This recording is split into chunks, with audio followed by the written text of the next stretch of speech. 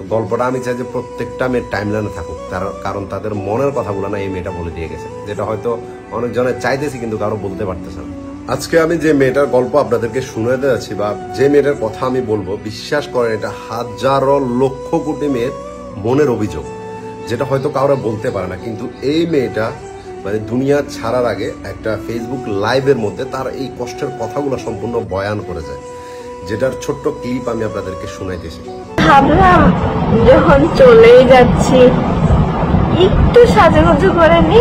এই মেয়েটার সাথে আসলে হয়েছেটা কি, কেন সে এমনটা করলো, পুরো গল্পটা আমি আপনাদেরকে বলবো, জাস্ট একটু সময় নিয়ে শুনে যাবেন, কারণ সত্যি কথা বলতেছি এটা হাজারো মেয়ের গল্প।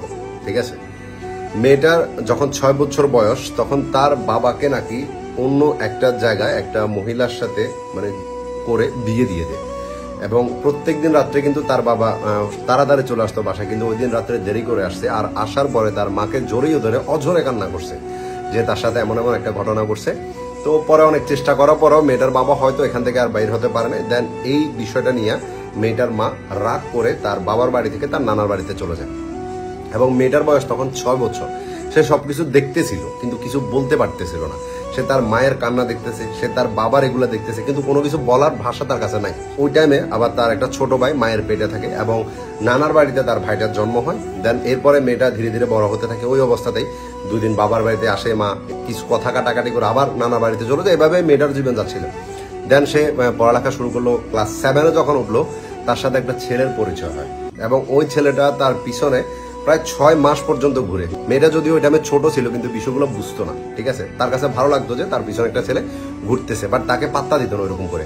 তো চিন্তা করলো যে ছেলেটার সাথে ফোনের মধ্যে কথা বললে তার প্রেম হয়ে যায় না, আর অ্যাটলিস্ট ছেলেটা রাস্তাঘাটে মেয়েটার সাথে কথা বলা বন্ধ করবে।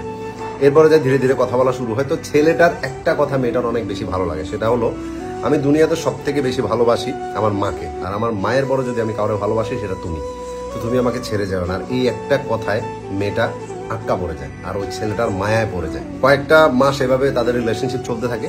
এর মধ্যে হঠাৎ করে মেয়ের পরিবারের বিষয়টা জেনে যায় যে সে একটা ছেলের সাথে কথা বলতেছে। এরপরে মেয়ের বাবা তো ইচ্ছা মতো করে, এরপরে মেয়ের মাও মেয়েটাকে অনেক বেশি করে। দেন এই অবস্থাতে সে দেখতেছে যে তার পরিবারকে কোনো মতে মানানো সম্ভব না। ছেলেটা মেয়েটা তারা দুজন পালিয়ে যায়। পালিয়ে গিয়ে কি করে, তারা বিয়ে করে ফেলে, কোর্ট ম্যারেজ করে। কোর্ট ম্যারেজ করার পরে মেয়েটা মেয়ের বাড়িতে, ছেলেটা ছেলের বাড়িতে এভাবে। বাট একদিন ছেলের মায় তাদের যে রেজিস্ট্রেশন কাগজ আছে এটা ছেলের মায় দেখে ফেলে। দেখার পরে ছেলের মা ডিরেক্ট বলতেছে যে ঠিক আছে আমি মেয়েটাকে দেখতে চাই। তখন এবারে মেয়েটাকে বললো যে তোমাকে আমার আম্মু দেখতে চাইছে, বা বিষয়টা জেনে গেছে আমাদের। যেদিন ফার্স্ট টাইম ছেলেটার মায়ের সাথে দেখা করলো মেয়েটা, ছেলের মা বলতেছে যে আমার এই মেয়েটাই আমার লাগবে, কারণ এই মেয়ের মতো বউ আমার ছেলের জন্য পাওয়া যাবে না, ওরা আমার পছন্দ হয়েছে। পরে ছেলের পরিবারে মেয়ের পরিবারের কাছে বিয়ের প্রস্তাব পাঠাইছে সুন্দর করে, কিন্তু মেয়ের পরিবারের কেউ রাজি হয় না। তারপরও মেয়েটা তো আরো ছেলেটাকে ছাড়া থাকতে পারবে না, যেহেতু বিয়ে করে ফেলছে। তখন মেয়েটা ছেলের বাড়িতে উঠে এবং ওইখানে থাকা শুরু করে। সে চিন্তা করলো যে মায়ের বাড়িতে অনেক অভাব, অনেক কষ্ট সহ্য করছি, অ্যাটলিস্ট আমার হাজবেন্ডের বাড়িতে বা আমার প্রিয় মানুষটার বাড়িতে হয়তো এই জিনিসগুলো আমাকে সহ্য করতে হবে না। অনেক খুশি ছিল। কিন্তু বিয়ের পরের দিনই মেয়েটার সাথে এমন এমন ঘটনা হলো, সে বুঝতে পারতেছে যে হয়তো সে অনেক বড় একটা ভুল করে ফেলছে। কারণ মানে ছেলের পরিবারের কথাবার্তা অনুযায়ী মেয়েটার সম্পূর্ণ দোষ, মানে মেয়েটা ছেলেটাকে দিয়ে বিয়েটা করছে, তাদের ছেলের কোনো দোষই নেই। ঠিক আছে, তারপরও মেয়েটা সহ্য করে গেল এবং ধীরে ধীরে এটা অনেক বেশি বেড়ে যায়, অনেক বেশি। প্রত্যেকটা টাইমে মেয়েটাকে এই কথাটা বলা হয় যে মানে তোর মা এরকম, তোর বাবা এতটা বিয়ে করছে, তুই আর কোথাকার ভালো মেয়ে হবি, তুই আর কি হবি, যে মেয়ের মা বাবা এমন হয় ওই মেয়েটা কি কখনো ভালো হতে পারে কিনা, বিভিন্ন রকম কথাই মেয়েটাকে শুনতে হইতো। আর এগুলো শুনতে শুনতে শুনতে শুনতে মেয়েটা ডিপ্রেশনে চলে যায় পুরোপুরি, মানে পুরোপুরি একদম বলতে পারেন যে আপনার তার যে জ্ঞান হোশ এগুলো সব চলে যাচ্ছিল। কারা কাছে বল, মা আছে, মার জীবন নিয়ে একটা টেনশনের মধ্যে পাথরের মতো গেছে তার মাও। বাবা তো নতুন বিয়ে করে বাবার মতো আছে, মানে কাউকে বলার মতো সে ওই মানুষটা নাই। যে প্রিয় মানুষটার হাত ধরে আসছে তাকেও ঠিক মতো সে কথাগুলো বলতে পারে না। যখন তার পরিস্থিতি এমন হয়ে গেছিল তখন ছেলের পরিবারের সবাই মনে করছে যে মেয়েটাকে হয়তো ভূতে আসর করছে, এবং বিভিন্ন রকম কবিরাজের কাছে তাকে নিয়ে যায়। কিন্তু কখনো কোনো কবিরাজ তার যে ভিতরে এটা বুঝতে পারে না। কবিরাজ বলতেছে যে মেয়েটার কিছু হয় না, ও এমনিতে এগুলো ঢং করতেছে। পরে যখন দেখতেছে যে মেয়েটার পরিস্থিতি ঠিক হচ্ছে না এবং সে নিজেকে নিজে অনেক বেশি আঘাত করতেছে, তার হাতের মধ্যে বিভিন্ন রকম আছে, পরে ছেলের পরিবারে সবাই ভাবলো যে তার হয়তো মানসিক ডাক্তার তাকে দেখাতে হবে, এবং মানসিক ডাক্তার দেখানো শুরু করে। ওইখানে চিকিৎসাধীন থাকা অবস্থায় কিন্তু কথাগুলো তো বন্ধ হচ্ছে না, ওষুধ খাইতেছে, সবকিছু করতেছে, কিন্তু যে কথাগুলো বন্ধ হচ্ছে না।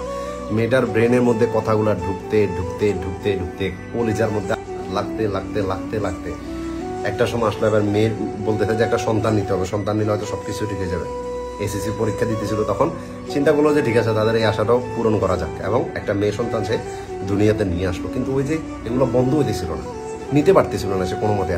কান্নাকাটি করতো অনবরত, কাউরে বলার মতো নাই যে কাউরে বলবে এরকমও কেউ নেই, কারণ তাকে কেউ ভালোবাসতো না, না তার কথা কেউ শুনতে চাইতো। সবাই তারা শুধু একটাই কথা বলতো যে মা এমন বাবা এমন, তো মেয়ে কেমনে ভালো হবে। মেয়েটা একটা কথা বলছে যে আমি কি আমার মারে বলছিলাম যে তুমি নতুন করে জীবন শুরু করো, তোমার হাজবেন্ডকে তুমি ছেড়ে দাও, সেপারেশন নিয়ে নাও। আমি কি আমার বাবাকে বলছিলাম যে তুমি একটা বিয়ে করে ফেলো? আমি বলছিলাম, আমি তো ছোট ছিলাম, আমি তো জানতাম না এগুলা, কিন্তু ওই কথাগুলো অনবরত আমাকে শুনতে হইতো। দেন ধীরে ধীরে তার মেয়েটা একটু বড় হতে থাকে, সে চিন্তা করতেছে যে আসলে এগুলা নিয়ে না জীবন চলানো হয়তো দেখা গেছে আমাদেরও একটা সময় সেপারেশন হয়ে যাবে, এবং আমার মেয়েকে মানুষ এই কথাগুলাই বলবে যেগুলো এখন আমি শুনতেছি আমার মাকে নিয়ে, আমার বাবাকে নিয়ে বলবে যে একটা সময় আমার মেয়েকে যে মার মতো হয়েছে, মা এমন, মেয়ে কোথায় ভালো হবে, বিভিন্ন রকম কথা বলবে। তো এইগুলা নেওয়ার দরকার নেই। আমি কি করবো? আমি দুনিয়া ছেড়ে চলে গেলে হয়তো আখিরাত ইহকাল কোনোটাই পাবো না, আল্লাহ পাক হয়তো আমাকে নামে দিবে, বাট কোনো সমস্যা নেই। কিন্তু যাদেরকে আমি এত অশান্তিতে রাখছি, যাদেরকে আমি এত কষ্ট দিচ্ছি, অ্যাটলিস্ট তারা ভালো থাকবে, তারা সবাই সুখে থাকবে, তারা সবসময় শান্তিতে থাকবে। আমার কি, আমি সমস্যা না, আমি চলে যাই। অ্যাটলিস্ট আমার মেয়েটাকে কেউ এসব কথা বলবে না, বিভিন্ন রকম কথাবার্তা বলে না। ঈদের দিন মেয়েটা এমন কাজ করে ফেলছে। সে একটা কথা বলছে যে মানে দুনিয়া, মানে বাইরে যে ক্ষতগুলা, বাইরে যে ব্যথাগুলো মানুষকে হয়তো এগুলো আমি দেখাতে পারবো, কিন্তু ভিতরে যে আমার এটা গেছে, এটা আমি কারা দেখাবো? এগুলো যে ক্ষত হয়ে গেছে, এগুলো কারা বলবো? বলার মতো কেউ নেই, কেউ শুনে না, কেউ আমার ভালোবাসে না, কারো বলবো। দেন সে তার প্রিয় মানুষটা যে শাড়িটা তাকে গিফট করছে, তার প্রিয় মানুষ একদম বেকার ছিল, তার হাল ছাড়া না, কিন্তু যখন চাকরি বাকরি হয়েছে তাকে প্রথমবার একটা শাড়ি কিনে দিচ্ছে, ওই শাড়িটা পরছে। মেয়েটা নিজে সাজলো, বললো যে প্রথমবারের মতো একবার সাজি, বিয়ের সময় তো সাজতে পারিনি, অ্যাটলিস্ট বিদায় নেওয়ার জন্য শেষ বিদায়ের সময় নিজে একটু সাজি।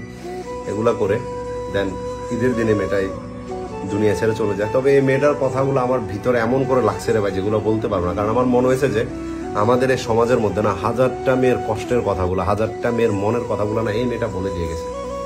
আল্লাহ পাক হয়তো, আমি এটা বলবো না যে সে ভালো করছে, কিন্তু তার আর কোনো উপায় ছিল না। সে সবকিছু দেখছে ভাই, কেউ চায় না যে দুনিয়া ছেড়ে যাইতে, কেউ চায় না, কারণ তাদের পরিস্থিতি ওরকম করে ফেলে, বুঝতেছেন? মেয়েটার জন্য মন থেকে দোয়া আসতেছে ভাই, আল্লাহ পাক এই মেয়েটাকে যাতে জান্নাত নসিব করে, তার এই ভুল ত্রুটিগুলো যাতে মাফ করে। কারণ এই মেয়েটা অল্প, মানে বলতেছি ও যে ওর কথাগুলো বলছে এমনটা না, ওই এক বিন্দু কান্না পর্যন্ত করে না, ও মানে একদম হাসি খুশি ভাবে মানে বলে যাচ্ছে সবকিছু, যে বলতেছে যে আমার আর এখন কোনো কিছু যায় আসে না কারো কিছুতে, ওষুধ খাইতেছি, মেডিসিন খাইতেছি, কিন্তু এগুলো তার ওই যে কথাগুলো বন্ধ হচ্ছে, এগুলো কাজ করা ছেড়ে দিছি, কারে কি বলবো? তো জাস্ট একটা কথা বলবো আপনাদেরকে, কখনো মার কথা শুনে বউর বিচার করতে যায় না, বা বউর কথা শুনে মায়ের বিচার করতে যায় না। দুই পক্ষকে আপনাকে বুঝাতে হবে, এবং মা বাবার দোষ কখনো সন্তানের উপর দিয়েন না, কারণ তারা তো আর অপরাধ করে নাই। অ্যাটলিস্ট এটা বোঝার চেষ্টা করিয়েন। এই মেয়েটা একটা ইম্পর্টেন্ট জিনিস আমাদেরকে বুঝাই দিছে যে ভালোবাসার মানুষকে বিয়ে করলে, ঠিক আছে, ওইটার যে কি প্রতিফল হতে পারে, মেয়ে মানে ছেলের পরিবারের মধ্যে যখন মেয়েটা যায় তার উপরে কি যায়, এই জিনিসটা বুঝে দিয়ে গেছে। এবং মা বাবার যখন সেপারেশন হয়ে যায়, ওদের যদি একটা সন্তান থাকে, ওই সন্তানের উপরে কি যায়, বিশেষ করে একটা মেয়ের উপরে, এই জিনিসটা মেয়েটা বুঝে দিয়ে গেছে আমাদের এই সমাজটাকে, চোখ দিয়ে বুঝে দিছে। ভালো সবাই বলে, কিন্তু ভিতরে গেলে সবাই বুঝতে পারে যে আসলে কে কেমন। একটা কথা বলছে যে যারা আমার নিজের না তারাই কখনো আপন হয় না, আর আমি পরকে আপন ভেবে তাদের ঘরে গেছি, ওদেরকে আপন ভাবছিলাম, কিন্তু ওরা বুঝে দিল যে পর কখনো আপন হয় না, বুঝতেছেন? তো গল্পটা আমি চাই যে প্রত্যেকটা মেয়ের টাইমলাইনে থাকুক, কারণ তাদের মনের কথাগুলো না এই মেয়েটা বলে দিয়ে গেছে, যেটা হয়তো অনেকজনের চাইতেছি কিন্তু কারো বলতে পারতেছে না। কিন্তু এই মেয়েটা দুনিয়া ছেড়ে যাওয়ার আগে না কথাগুলো বলে গেছে। দোয়া করবেন আপনারা সবাই মেয়েটার জন্য। মেয়েটার নাম হলো রিমি, এবং তার বাড়ি হলো রাজশাহীতে।